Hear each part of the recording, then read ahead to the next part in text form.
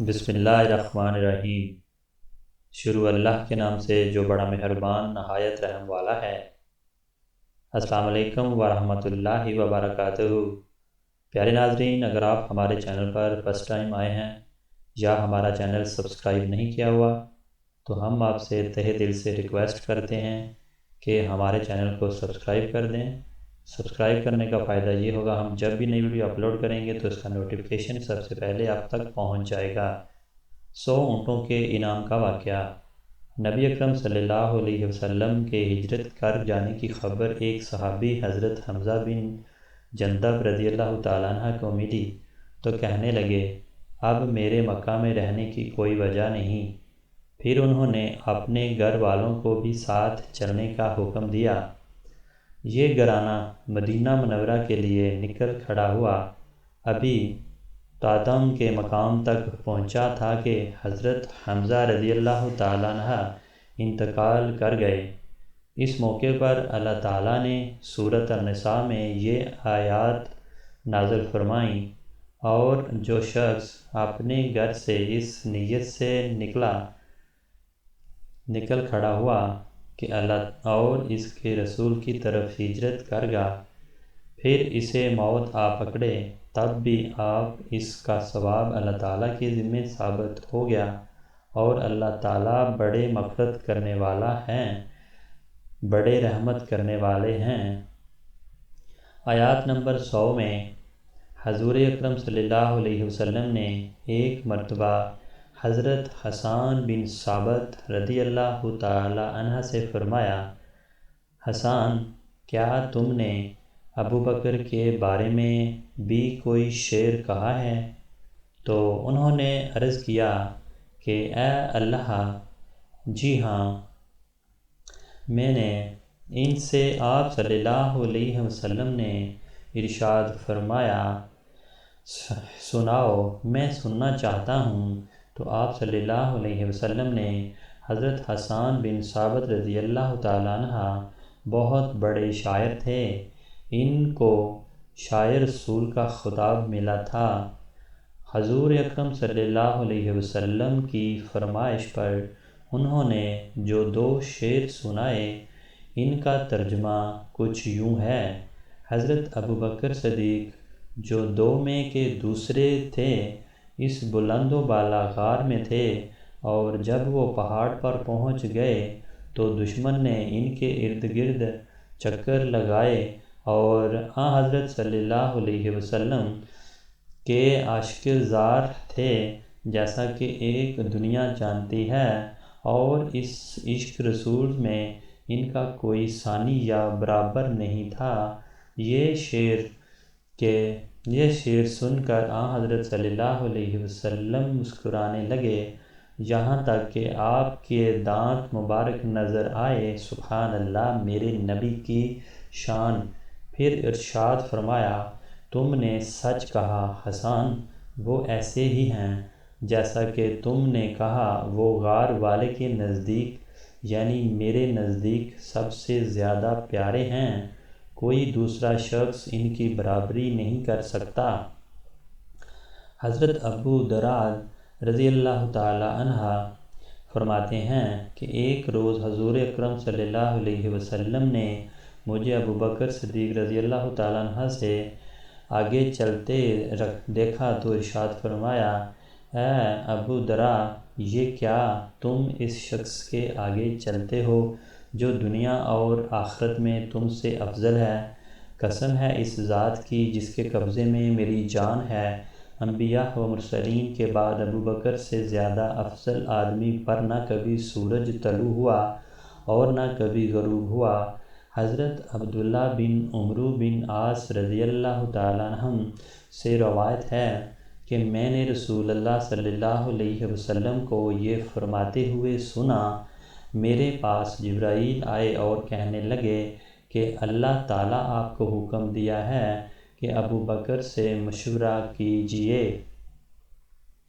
سبحان اللہ، میرے نبی کی عالی شان۔ حضرت انس رضی اللہ تعالیٰ عنہ سے روایت ہے کہ رسول اللہ صلی اللہ علیہ وسلم نے ارشاد فرمایا، میری امت پر ابو بکر کی محبت واجب ہے، یہ چند احادیث حضرت ابوبکر صدیق رضی اللہ تعالیٰ عنہ کی شان میں اس لیے نقل کر دی گئی کہ وہ نبی کریم صلی اللہ علیہ وسلم کے ہجرت کے ساتھی تھے، اور یہ عظیم اعزاز ہے۔ غار سے نکل کر حضور اقدس صلی اللہ علیہ وسلم اور حضرت ابوبکر صدیق رضی اللہ تعالیٰ عنہ اونٹوں پر سوار ہوئے اور راہبر کے ساتھ سفر شروع کیا۔ حضرت عامر بن فہرہ رضی اللہ تعالیٰ عنہ بھی حضرت ابوبکر صدیق رضی اللہ تعالیٰ عنہ کے ساتھ اسی اونٹ پر سوار تھے۔ غرض یہ مختصر سا قافلہ روانہ ہوا اور راہبر انہیں ساحل سمندر کے راستے سے لے کر جا رہا تھا۔ راستے میں کوئی ملتا اور ابوبکر صدیق رضی اللہ تعالیٰ عنہ سے پوچھتا، یہ تمہارے ساتھ کون ہیں؟ تو آپ اس کے جواب میں فرماتے تھے کہ میرے ساتھ میرے راہبر ہیں، تو یعنی میرے ساتھ مجھے راستہ دکھانے والے ہیں۔ ان کا مطلب تھا کہ یہ دین کا راستہ دکھانے والے ہیں، مگر پوچھنے والے اس سے گول مول جواب سے یوں سمجھتے کہ یہ کوئی راہبر گائیڈ ہیں جو ساتھ جا رہے ہیں۔ ابوبکر صدیق رضی اللہ تعالی عنہ کے اس طرح جواب دینے کی وجہ یہ تھی کہ نبی کریم صلی اللہ علیہ وسلم نے ہدایت دی تھی کہ لوگوں کو میرے پاس سے ٹالتے رہنا، یعنی اگر کوئی میرے بارے میں پوچھے تو تم یہی ضمنی گول مول جواب دینا، کیونکہ نبی کے لیے کسی صورت میں جھوٹ بولنا مناسب نہیں، چاہے کسی بھی لحاظ سے ہو۔ چنانچہ جو شخص بھی آپ صلی اللہ علیہ وسلم کے بارے میں سوال کرتا رہا تو حضرت ابوبکر صدیق رضی اللہ تعالیٰ عنہ یہی جواب دیتے رہ گئے۔ ابوبکر صدیق رضی اللہ تعالیٰ عنہ وہ ان راستوں سے اکثر تجارت کے لیے جاتے رہتے تھے، انہیں اکثر لوگ جانتے تھے۔ ان سے کسی نے یہ نہیں پوچھا کہ آپ کون ہیں، کیونکہ وہ سب لوگ ان کو جانتے تھے اور ان سے جان پہچان تھی۔ ادھر قریش نے 100 اونٹنیوں کا اعلان کیا تھا۔ یہ اعلان سراقہ بن مالک رضی اللہ تعالیٰ عنہ نے بھی سنا، جو اس وقت تک ایمان نہیں لائے تھے۔ سراقہ رضی اللہ تعالیٰ عنہ خود اپنی کہانی ان الفاظ میں سناتے ہیں، میں نے یہ اعلان سنا ہی تھا کہ میرے پاس ساحلی بستی کا ایک آدمی آیا۔ اس نے کہا کہ اے سراقہ، میں نے کچھ لوگوں کو ساحل کے قریب جاتے ہوئے دیکھا ہے، اور میرا خیال ہے کہ وہ محمد صلی اللہ علیہ وسلم اور ان کے کچھ ساتھی ہیں۔ تو اس طرح مجھے بھی یقین ہو گیا ہے کہ وہ حضرت صلی اللہ علیہ وسلم اور ان کے ساتھی ہی ہو سکتے ہیں۔ چنانچہ میں اٹھا، گر گیا اور اپنی باندی کو حکم دیا کہ میری گھوڑی نکال کر چپکے سے وادی میں پہنچا دے اور وہیں ٹھہر کر میرا انتظار کرے۔ اس کے بعد میں نے اپنا نیزہ نکالا اور اپنے گھر کے پچھلی طرف نکل کر وادی میں پہنچا۔ اس رازداری میں مقصد یہ تھا کہ میں اکیلا ہی کام کر ڈالوں اور 100 اونٹنیوں کا انعام حاصل کر لوں۔ میں نے اپنی زردہ بھی پہن لی تھی۔ پھر میں نے اپنی گھوڑی پر سوار ہو کر اس طرف روانہ ہوا۔ میں نے اپنی گھوڑی کو بہت تیز دوڑایا، یہاں تک کہ آخر کار میں حضرت صلی اللہ علیہ وسلم سے کچھ فاصلے پر پہنچ گیا، لیکن اسی وقت میری گھوڑی کو ٹھوکر لگی، وہ منہ کے بل نیچے گری۔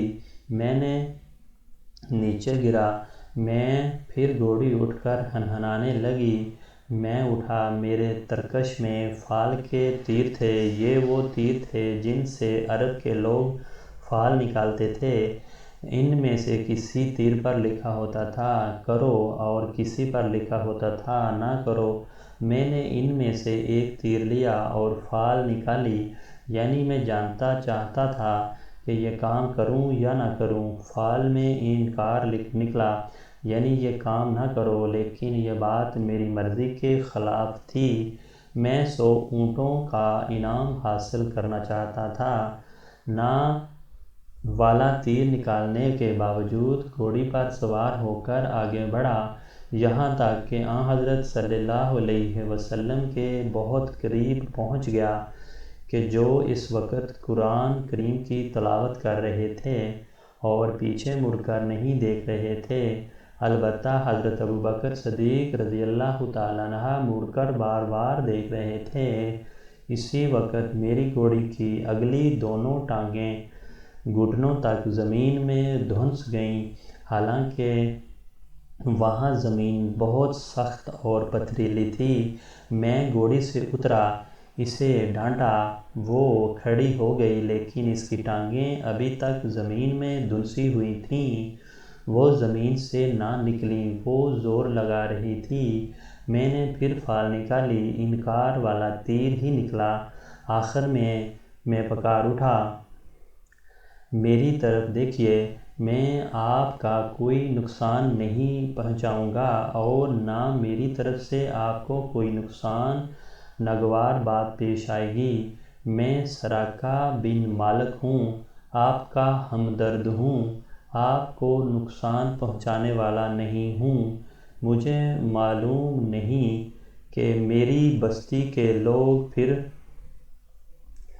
بھی آپ کی طرف روانہ ہو چکے ہیں یا نہیں۔ یہ کہنے سے میرا مطلب تھا کہ اگر کچھ اور لوگ اس طرف آ رہے ہوں گے تو میں انہیں روک دوں گا۔